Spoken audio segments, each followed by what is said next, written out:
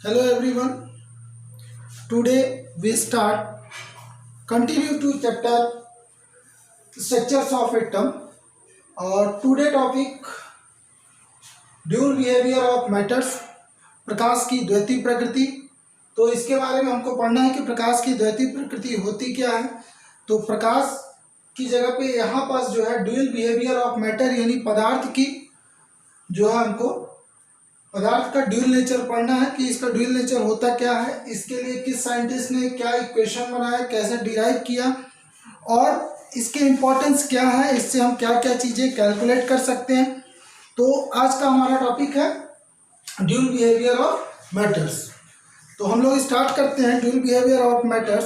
तो dual behaviour of matters को समझने के लिए सबसे पहला चीज़ आप एक चीज़ जानिएगा कि जब हम बात करते हैं ड्यूल नेचर यानी द्वैतीय प्रकृति, तो द्वैतीय प्रकृति इसी को पदार्थ की द्वैतीय प्रकृति भी बोलते हैं।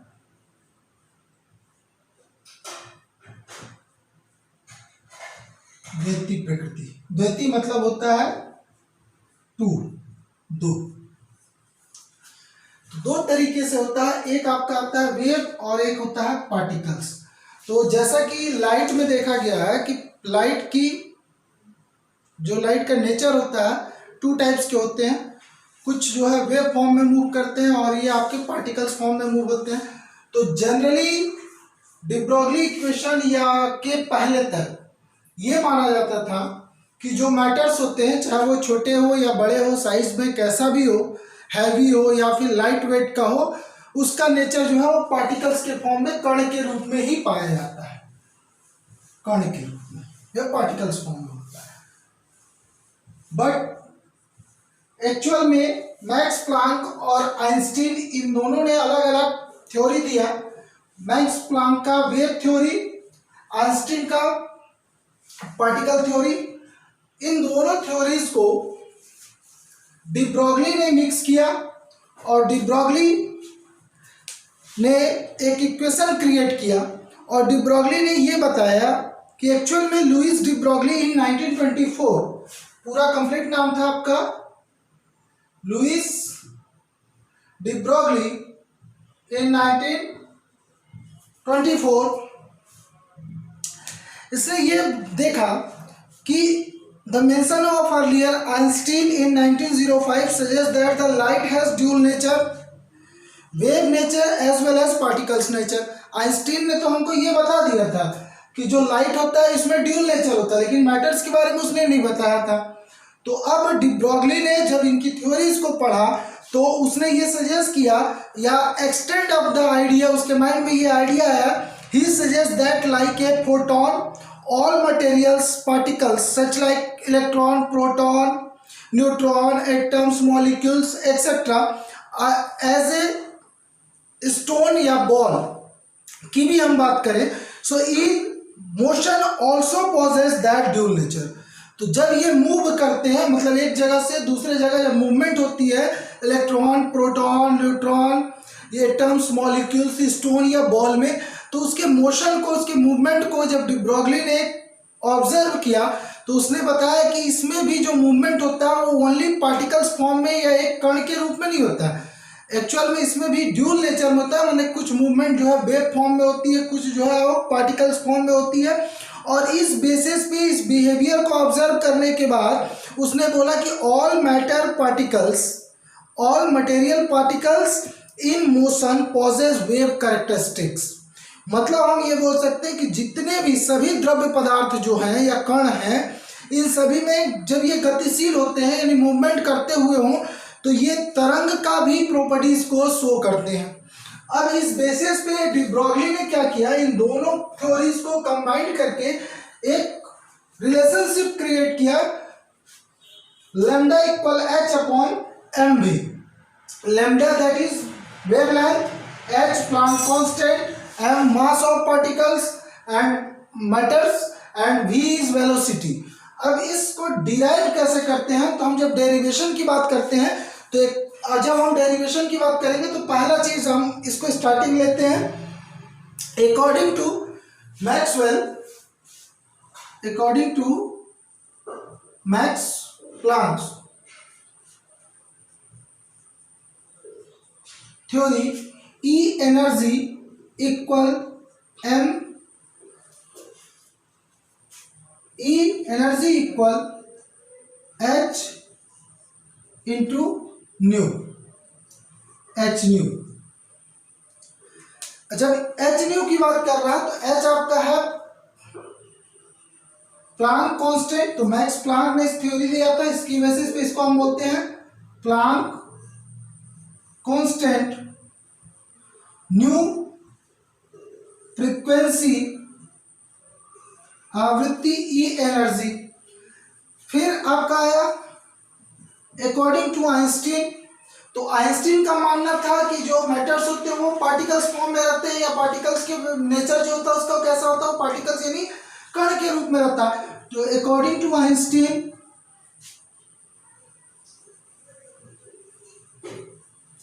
E equal mc square, equation number 2।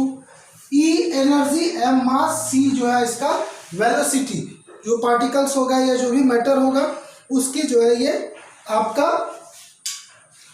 Velocity हो जाएगी। Now comparing equation first and equation second, both have one side are equal, so another side is also equal, so h nu is equal to mc square, equation number 3rd. in the place of nu frequency, तो frequency को हम क्या लिख सकते हैं, तो frequency आपका new equal होता है c अपॉन लेमडा। c को हम बोल सकते हैं आपका वेलोसिटी, लेमडा इसको हम बोलते हैं वेवलेंथ,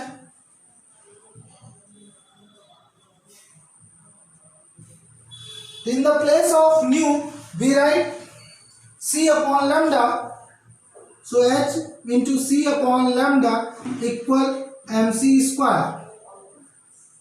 देन अब हमको कैलकुलेट क्या करना, हमको लैम्डा यानी वेवलेंथ कैलकुलेट करना, सो ट्रांसफर कर देंगे इसको। Next step hc upon mc square equal lambda, c cancel, so h upon mc equal lambda, where here c that means velocity, so in the place of c we also write v velocity, and we know that movement p equal mv or mc, so lambda equal h upon p, that is the relationship between the wavelength of matters and the moment of matters या momentum of matters। तो ये जो equation आया इसको हम बोलते हैं de Broglie equation, relate to the dual behaviour of matter, पदार्थ की द्वैतीय प्रकृति से संबंधित डी ब्रोगली का ये जो है आपका तरंग समीकरण है, ये डी ब्रोगली का जिसको हम बोलते हैं आपका relationship between the dual nature of matters. De Broglie के इम्पोर्टेंस के बारे में पढ़ते हैं, या डी ब्रोगली इक्वेशन के थ्रू हम क्या क्या कैलकुलेट कर सकते हैं। तो फर्स्ट बोलते हैं let the charge particle, suppose the charge particles like a electron be accelerate with potential v, the energy acquired by the electron express in electron volt ev, which is equal to the kinetic energy of the electron, तो जो electron की kinetic energy होगी उसके equal होगा। यानी कहने का मतलब ये हुआ, सिंपल बात बोले कि कोई भी चार्ज पार्टिकल्स होगा, जैसे कि एक अपना इलेक्ट्रॉन है, अगर उसको हम भी वेलोसिटी के साथ एसेलरेट कर रहे हैं, तो ऐसे केस में एसेलरेट होना जब वो मूवमेंट करेगा तो जो उसकी काइनेटिक एनर्जी आएगी वो इलेक्ट्रॉन वोल्ट यानी ईवी के इक्वल होगी। तो इस बेसिस पे हम क्या कैलकुलेट कर सकते हैं, so calculate of the Broglie wavelength from the potential applied to accelerate, यानी इससे हम कैलकुलेट कर सकते हैं आपका वेवलेंथ कैलकुलेट कर सकते हैं। तो हम जैसे देखते हैं ई के काइनेटिक एनर्जी, तो अकॉर्डिंग टू काइनेटिक एनर्जी का फॉर्मूला होता है आपका 1/2 mv square, m is mass, v is velocity, is equal to the electron volt ev. So mv square equal to ev, that means v square velocity अगर हम calculate करें तो 2 electron volt upon m, so v equal under root 2 ev upon m. According to de Broglie equation, जब de Broglie equation में v की value को put up करेंगे, जिसको हमने v पोटेंशियल अप्लाइड किया इस पर, ये वोल्टेज यानी विभव अप्लाई किया है, तो जब अप्लाई किया है उसको अगर हम सेटअप करते हैं किस पे, डी ब्रॉगली इक्वेशन पे, lambda equal h upon M V. Here v मतलब आपका क्या है, वेलोसिटी. अब ये वेलोसिटी का आपने इक्वेशन नंबर 2 में वैल्यू पुटअप किया, जो वैल्यू कैलकुलेट किया इसको हमने यहाँ पुटअप कर दिया. तो ये अपना आता है finally lambda equal h upon under root 2 electron volt into mass. अब यहाँ v की जगह पे जब आपने इसको पुटअप किया तो मल्टीप्लाई किया, ये आपका डिवाइड में था तो ये क्या हो गया, रेसिप्रोकल हो गया. So under root m upon 2 electron volt, m cancel.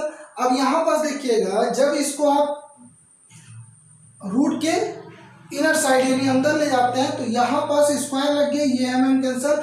So h upon Planck constant upon under root 2 electron volt into mass, ये आ जाएगा आपका लैम्डा यानी वेवलेंथ. कैलकुलेट कर लेंगे for the de Broglie equation या wavelength of the potential v applied on the accelerated.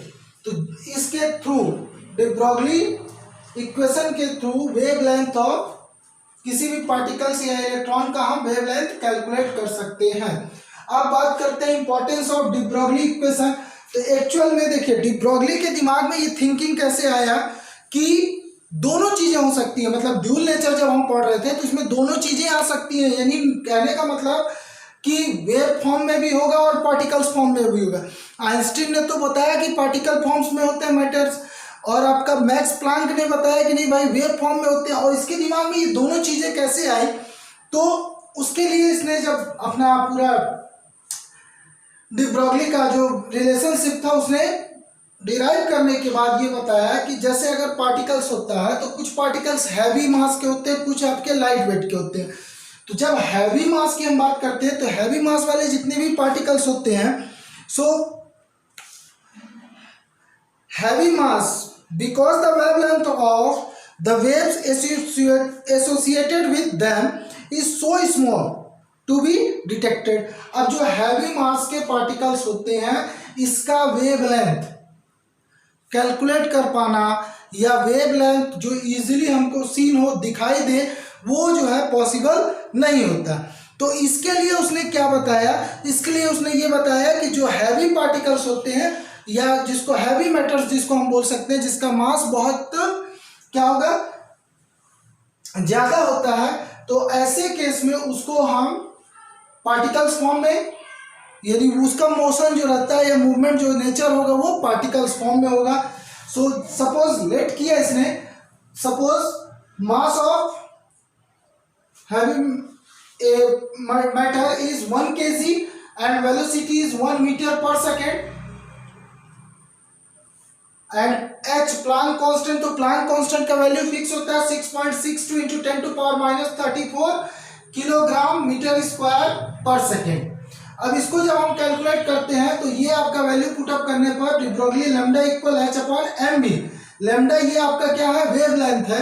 तो wavelength जब हम कैलकुलेट करेंगे तो इसका वेवलेंथ आता है 6.62 into 10 to power minus 34 metre, या फिर हम इसको और स्मॉलेस्ट यूनिट में कैलकुलेट कर देते हैं picometre. So 6.62 10 to power minus 22 picometre. इसका वेवलेंथ बहुत छोटा होता है जिसको हम मेजरमेंट कर पाना पॉसिबल नहीं होता है, या जिसको हम कह सकते हैं कि मेजरमेंट करना बहुत कठिन हो सकता है या कठिन होता है, डिफिकल्टीज आती है. तो ऐसे केस में जो हैवी मेटल्स होते हैं इसमें पार्टिकल्स नेचर होता है, क्योंकि इसका जो वेव नेचर होता है वो इफेक्टिव नहीं होता.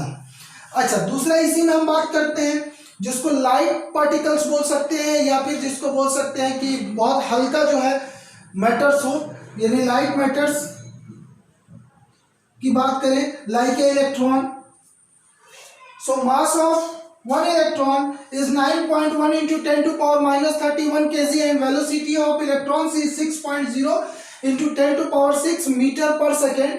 And so lambda equal H upon M V formula put up करेंगे, ये जो वैल्यू है उसको पुटअप करके आप मल्टीप्लाई एंड डिवाइड करेंगे तो finally we got 1.21 into 10⁻⁻10 metre.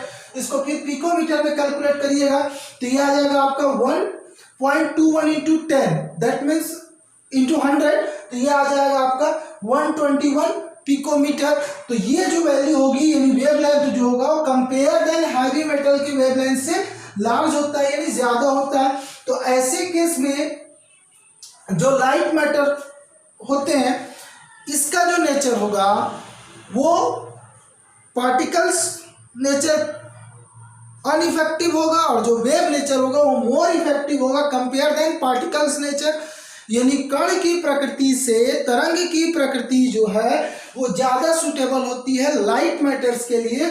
और जब हैवी मेटल की बात करते हैं यानी जिसका वेट ज़्यादा होगा, जिसका मास ज़्यादा होगा, तो ऐसे केस में आपका ये जो है आपका हैवी मेटल्स उसमें जो इसका नेचर होता है पार्टिकल्स का वो आप इसका जो नेचर होगा वो आपका पार्टिकल्स नेचर का होगा और जबकि लाइट वाले का नेचर जो होगा वो आपका वेव नेचर का होगा।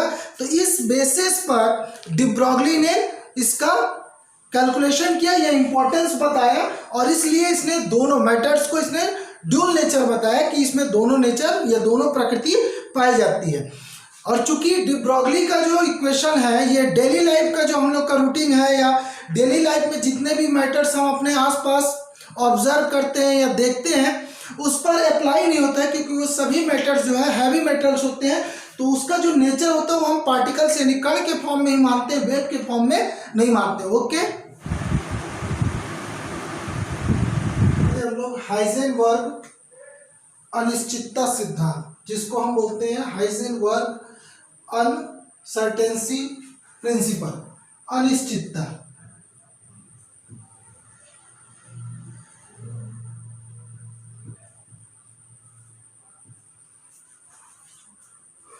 वार्नर हाइजेनबर्ग के अकॉर्डिंग वार्नर हाइजेनबर्ग ने क्या किया, यहाँ सबसे पहले उसने एक इलेक्ट्रॉन पर एक्सपेरिमेंट किया और इलेक्ट्रॉन के मूवमेंट को, उसकी पोजीशन और उसका जो मोमेंटम है दोनों पर स्टडी किया। उसने देखा सपोज ये आपका एक इलेक्ट्रॉन है, इसकी पोजीशनिंग है इनिशियल पर, तो इलेक्ट्रॉन का मूवमेंट ये हो रहा है, इलेक्ट्रॉन का मूवमेंट हो रहा। यहाँ पर ये आपका इंसिडेंट फोटोन जो आपके इस पर फोटोन यानी स्मॉल एनर्जी बंडल्स जो होते हैं वो आपका इंस्टेंट हो रहा, आपतित हो रहा, आ रहा। जब ये टकराएगा तो जो हम माइक्रोस्कोपिक पोजीशनिंग की बात हम करते हैं, यह इसका पोजीशन, तो पोजीशन में एक्चुअल में इसको इनिशियल पथ को जाना चाहिए था आपका जो आगे वो आपका इंस्टेंट ये इस पथ पे जाना चाहिए था, लेकिन ये क्या होता है कि जैसे ही इंसिडेंट पथ फोटॉन्स जब इससे टकराते हैं, फोटोन के टकराने की वजह से इसमें एनर्जी में चेंजिंग आती है और जब इसका काइनेटिक एनर्जी इंक्रीज करेगा तो ऐसे केस में इसका पथ यानी जो है वो चेंज हो जाता है। दैट मीन्स इसकी जो पोजीशनिंग है वो आपकी चेंज हो जाएगी, यानी जो पोजीशन इसको ऐसे मूव करना था वो न्यू पथ पे मूवमेंट करता। तो इस एक्सपेरिमेंट के बेसिस पे हाइजेनबर्ग ने आपका अनसर्टेंसी प्रिंसिपल दिया और according to this principle it is said to be it is impossible to measure simultaneously the position and the momentum of a microscopic particles, यानी बहुत छोटे यानी एकदम सूक्ष्म कण की हम माइक्रोस्कोपिक पार्टिकल्स की बात कर रहे हैं। तो जब कोई भी सूक्ष्म कण होता है जो मतलब लो एनर्जी में ही जो है उसका पथ जो है डायरेक्शन मूव कर सकता है या डायरेक्शन चेंज कर सकता है, तो ऐसे माइक्रोस्कोपिक पार्टिकल्स की जब हम बात करते हैं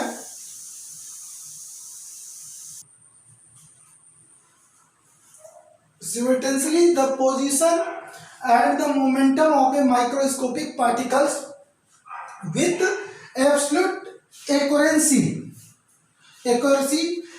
or certainty, मतलब एक्यूरेट एग्जैक्ट जिसको हम लोकेशन बोल सकते हैं। तो यहाँ पर ये कहना ये चाह रहा है कि सिमिटेंसली द पोजीशन, यानी सेम टाइम पर्टिकुलर अगर हम बोल दें 15 सेकेंड या 16 सेकेंड 20 सेकेंड, तो simultaneously in that means a fix time the position and the momentum, position और मोमेंटम दोनों को एग्जैक्ट एक फिक्स टाइम पर एक्यूरेट, या फिर जिसको हम बोल सकते हैं एग्जैक्ट या निश्चित रूप से एक्यूरेट या सही सही कैलकुलेट कर पाना इम्पॉसिबल होता है। यही है आपका Heisenberg uncertainty principle. It is impossible to measurement simultaneously the position and the momentum of a microscopic particles with absolute certainty, so that del x del that means position, x is del means change, x means position,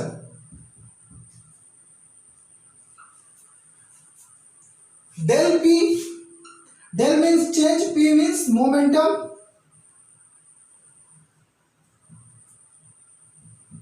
momentum equal del p, we know that del p equal m into del v, that means m मास। तो अब मास हम calculate कर सकते हैं और मास exact हो सकता है यानी फिक्स हो सकता है, बट द वेलोसिटी जो है वो फिक्स नहीं होती है या एक्यूरेट नहीं होती है, एक्यूरेंसी नहीं होती है। तो जब आपका भी जिसको हम बोल सकते हैं if the del P is small, अगर डेल पी का वैल्यू बहुत कम है क्योंकि पार्टिकल्स हम कैसा ले रहे हैं माइक्रोस्कोपिक पार्टिकल्स ले रहे हैं, तो ऐसे केस में मास तो हम फिक्स कर सकते हैं या फिर निश्चित कैलकुलेट कर सकते हो, बट जो उसकी वेलोसिटी होती है वो निश्चित नहीं होती है। So del X into del P is greater than equal to H upon 4 pi.